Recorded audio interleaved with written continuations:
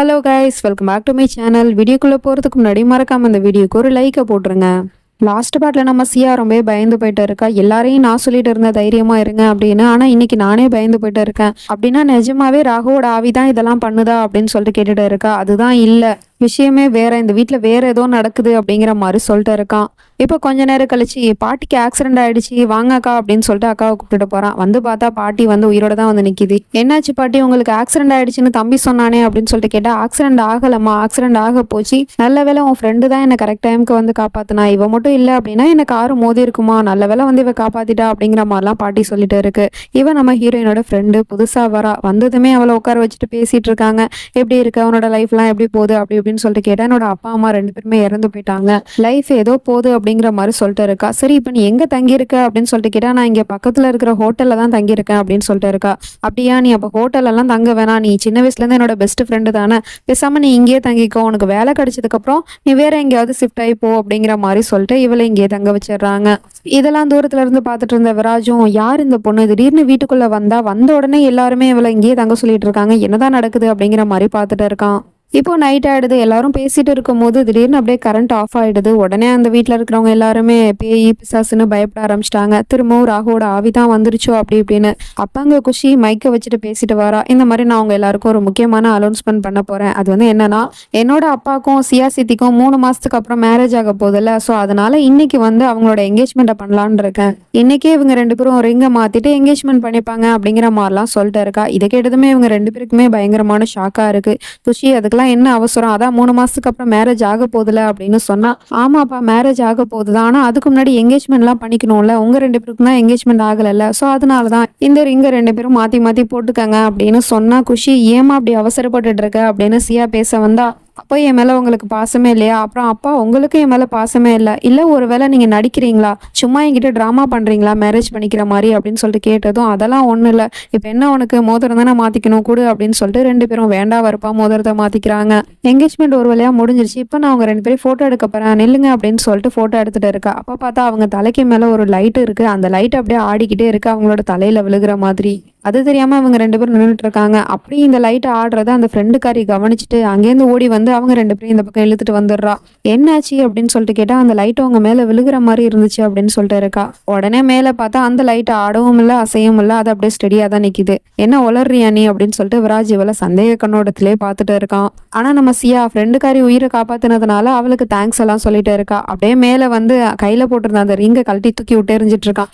குஷி, உங்ககிட்ட ஒரு தடவை சொன்னா நீ புரிஞ்சுக்க மாட்டியா, என்கேஜ்மெண்ட் பண்ணிட்டு இருக்கியா, அதுவும் எனக்கும் சியாக்கும். நெவர், நீ நினைக்கிறது என்னைக்குமே நடக்காது. நான் எப்போதுமே என்னோட ஜான்வியை மட்டும் தான் காதலிக்கிறேன், அவளை மட்டும் தான் நான் காதலிச்சிட்டு இருப்பேன் அப்படிங்கிற மாதிரிலாம் சொல்லிட்டு இருக்கான். அவனோட மனசாட்சி வந்து, அதெல்லாம் இல்லை, நீ இன்னைக்கு வேற ஒரு பொண்ணை என்கேஜ்மெண்ட் பண்ணிக்கிட்டா இன்னும் கூடிய சீக்கிரத்துல உனக்கும் அந்த பொண்ணுக்கும் கல்யாணம் ஆக போகுது, அப்புறம் உன்னோட ஜான்வியெல்லாம் நீ மறந்துடுவ அப்படிங்கிற மாதிரிலாம் சொல்லிட்டு வெறுப்பத்தி பேசிட்டு இருக்கு.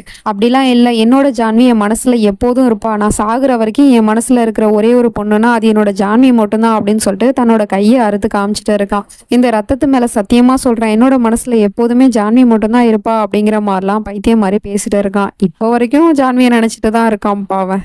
இப்போ மறுநாள் எடுத்து பாட்டி ஒரு பாபாவை கூட்டிட்டு வந்து பூஜை பண்ண போறேன் அப்படின்னு சொல்லிட்டு இருக்கு. அங்க இருக்கிறவங்களாம் வித்தியாசமா பார்த்துட்டு இருக்காங்க. சியா வந்து, என்னாச்சு பாட்டி, இவர் யாரு அப்படி இப்படின்னு சொல்லிட்டு கேட்டா, இந்த மாதிரி இந்த வீட்டுல ராகுவோட ஆவி சுத்துது இல்லையா, அதனால அதை விரட்டுறதுக்காக தான் வந்திருக்காரு அப்படிங்கிற மாதிரி சொல்லிட்டு பூஜை பண்ண சொல்லிட்டு இருக்கு. அவரும் வந்து பூஜை பண்ணிட்டு இருக்காரு. அப்படி பூஜை பண்ணிட்டு இருக்கும் போது திடீர்னு வந்து அவருக்கு என்ன ஆகுதுன்னு தெரியல, அவர் யாரோ அட்டாக் பண்ற மாதிரி இருக்கு. என்னாச்சு உங்களுக்கு அப்படின்னு சொல்லிட்டு அவரை போய் எல்லாரும் பார்த்தா, அங்க பாருங்க ராகுவோட ஆவி அப்படின்னு சொல்லிட்டு அந்த பக்கம் கையை காட்டிட்டு இருக்காரு. பார்த்தா அங்க நிஜமாவே ராகு ஆவிதான் வந்து நின்றுட்டு இருக்கு. அதை பார்த்ததும் மொத்த குடும்பமும் பயந்துட்டு இருக்காங்க. ஆனா விராஜ் மட்டும் இது அப்படி ஒன்றும் பெரிய விஷயம் இல்லை அப்படிங்கிற மாதிரியே பார்த்துட்டு இருக்கான். அது ராகுவோட ஆவிதான், அவன் உங்க யாரையும் கொல்லாம விட மாட்டான், அவன் உங்க எல்லாரையும் பழி வாங்குறதுக்காக தான் இந்த வீட்டை சுத்தியே வந்துட்டு இருக்கான், அவன் நினைச்சதை சாதிக்காம இந்த வீட்டை விட்டு அவன் போக மாட்டான், என்னால இவனை கட்டுப்படுத்த முடியாது அப்படின்னு சொல்லிட்டு அந்த பாபா வந்த வழியை பார்த்து ஓடி போயிடுறாரு. கொஞ்ச நேரம் கழிச்சு விராஜ் கிட்ட சியாவும், பாத்தியா நான் தான் சொன்னேன்ல இது ராகுவோட ஆவிதான் அப்படின்னு, ஆனா நீ தான் நம்ப மாட்டேன்ட்ட, இப்ப பாரு நம்ம எல்லாரும் கண்ணு முன்னாடியுமே அந்த ஆவி வந்துட்டு போச்சு, அது எல்லாமே உண்மைதான், இப்ப ராகுவோட ஆவி தான் இதெல்லாம் பண்றது அப்படிங்கிற மாதிரி சொல்லிட்டு இருக்கா. சியா நீ இதெல்லாம் நம்புறியா? படிச்ச பொண்ணு மாதிரியா பேசிட்டு இருக்க? இந்த காலத்துல போய் ஆவி கீவின்னு சொல்லிட்டு இருக்க, அது எதுவுமே உண்மை கிடையாது. ஆமா நானும் தான் பார்த்தேன் அந்த ராகுவோட ஆவிய, ஆனா இதுக்கு பின்னாடி என்ன இருக்கு அப்படிங்கறத நீ புரிஞ்சுக்கணும் அப்படிங்கிற மாதிரி சொல்லிட்டு இருக்கான். என்னது அப்படின்னு சொல்லிட்டு கேட்டா, இதை பாரு, இது பார்த்தா ஒரு சாதாரண பத்தி மாதிரி தானே தெரியுது, வெயிட் அப்படின்னு சொல்லிட்டு அந்த பத்தியை பத்த வச்சுட்டு அதுல இருக்கிற புகைய அவளை முகர சொல்லிட்டே இருக்கான். அவளும் அதை மோந்து பார்த்துட்டு இருக்கா. அப்போ அவளுக்கு திடீர்னு என்ன ஆகுதுன்னு தெரியல, அப்படியே மயக்கம் வருது. இப்போ நீ இதை ஸ்மெல் பண்ணி பார்த்துட்ட, இப்போ உனக்கு என்ன வித்தியாசம் தெரியுது அப்படின்னு சொல்லிட்டு கேட்டா, அங்க கிளாஸ்ல தண்ணி தான் இருக்கு, ஆனா அவளோட கண்ணுக்கு அதுல ரத்தம் இருக்கிற மாதிரி தெரியுது. யுவராஜ் ரத்தம் ரத்தம், அது ராகுவோட ரத்தம் தான் அப்படின்னு சொல்லிட்டு இருக்கா. ரிலாக்ஸ் ரிலாக்ஸ், அப்படிலாம் எதுவும் இல்லை அப்படின்னு சொல்லிட்டு அந்த பத்தியை அணைச்சிடுறான். இப்போ அதுல பார்க்கும் போது தண்ணி தான் இருக்கு.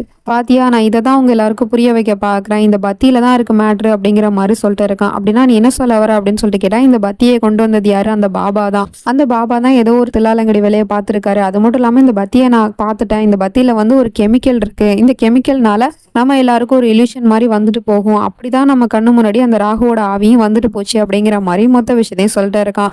அப்போ இது எல்லாத்துக்கு பின்னாடி யாரு இருக்கா அப்படின்னு சொல்லிட்டு கேட்டா, அதை நான் சொல்றேன், அதுக்கு முன்னாடி உன்னோட மொத்த ஃபேமிலியும் கூப்பிடு அப்படின்னு சொல்லிட்டு எல்லாரையும் கூப்பிட்டு வச்சு அந்த பத்தி மேட்டர்லாம் சொல்லிட்டு இருக்கா. இது எல்லாமே இலூஷன் தான், மற்றபடி ராகுவோட ஆவிலாம் எதுவும் இல்லை அப்படி இப்படின்னு சொன்னா பாட்டி நம்ப மாட்டேங்குது. அதெல்லாம் இல்லை, அது ராகுவோட ஆவி தான், அதான் எல்லாரும் கண்ணால பாத்தீங்களா அப்படிங்கிற மாதிரிலாம் பாட்டி சொல்லிட்டு இருக்கு. அதெல்லாம் ஒத்துக்குறோம் பாட்டி, ஆனா அது எல்லாமே ஒரு இலூஷன் தான், மற்றபடி ராகுவோட ஆவிலாம் எதுவுமே கிடையாது. அது எல்லாமே இந்த பத்தி மூலமா தான் நம்ம கண்ணு முன்னாடி வந்துட்டு போயிருக்கு. அப்புறம் இந்த பத்தி அந்த பாபா கிட்ட கொடுத்தது யாரு? பாட்டி நீங்க தானே அப்படின்னு சொல்லிட்டு பாட்டியை பார்த்து சொல்லிட்டு இருக்கான். நான் இதுக்காக இப்படிலாம் பண்ண போறேன் அப்படின்னு பாட்டி சொல்லிட்டு இருக்கு. ஆமா நீங்க தானே அந்த பாபாவை வீட்டுக்கு கூட்டிட்டு வந்தீங்க, அப்புறம் அந்த பாபாவும் நான் விசாரிச்சுட்டேன், அவன் தான் சொன்னா இந்த பத்தியை நீங்க தான் அவன்கிட்ட கொடுத்தீங்க அப்படின்னு. ஏன் பாட்டி இப்படிலாம் பண்ணீங்க அப்படின்னு சொல்லிட்டு கேட்டா அந்த பாட்டி எதுவுமே பதில் சொல்ல மாட்டேங்குது. அங்க இருக்கிறவங்களும் பாட்டிக்கு சப்போர்ட் பண்ணி தான் பேசுறாங்க. இவங்க எதுக்காக இப்படிலாம் பண்ணணும், இப்படி பண்றதுனால அவங்களுக்கு என்ன கிடைச்சிட போகுது அப்படிங்கிற மாதிரிலாம் பேசிட்டு இருக்காங்க. அப்போ அந்த ஃப்ரெண்டுக்காரி சொடக்கு போடுறா. அவ சொடக்கு போட்ட அடுத்த செகண்டே இப்ப பாட்டி பேச ஆரம்பிக்குது. ஆமா இது எல்லாத்தையும் நான் தான் பண்ணேன், ஏன்னா விராஜ்க்கும் சியாக்கும் கல்யாணம் நடக்கிறது எனக்கு சுத்தமா பிடிக்கல, அவங்க 2 பேரும் கல்யாணம் பண்ணிக்க கூடாதுன்னு தான் நான் இப்படிலாம் பயமுடுத்தினேன் ராகு வச்சு அப்படிங்கிற மாதிரி சொல்லிட்டு இருக்கு.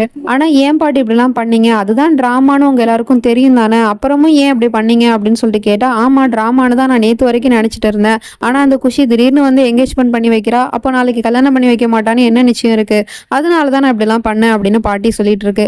அடுத்த செகண்டே அவ சொடக்கு போடுறா. இப்போ பாட்டிக்கு என்ன ஆச்சுன்னு தெரியல, அப்படியே அமைதியாயிடுது. இது எல்லாமே இந்த ஃப்ரெண்டுக்காரியோட பிளானு தான். இவ தான் ஃபர்ஸ்ட் அந்த பத்தியை தயாரிச்சிருக்கா. அந்த பத்தியை எடுத்துட்டு போயிட்டு பாட்டியோட ரூம்லயும் வச்சிருக்கா.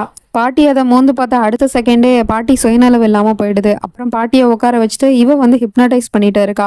பாட்டி கிட்ட இவ என்னெல்லாம் சொல்றாளோ அதை அப்படியே பாட்டி திருப்பி ரிப்பீட் பண்ணிக்கிட்டு இருக்கு. அப்படின்னா இது எல்லாத்துக்கும் காரணம் இவ தான். யார் இவ, எதுக்காக இவ நம்ம விராஜையும் சியாவையும் பழி வாங்கணும் அப்படிங்கிறது ஒன்றும் புரியல. வெயிட் பண்ணி தான் பார்க்கணும். நெக்ஸ்ட் நினைச்சு நம்ம அடுத்த பாட்டில் பார்ப்போம். அது வரைக்கும் பை ஃப்ரெண்ட்ஸ்.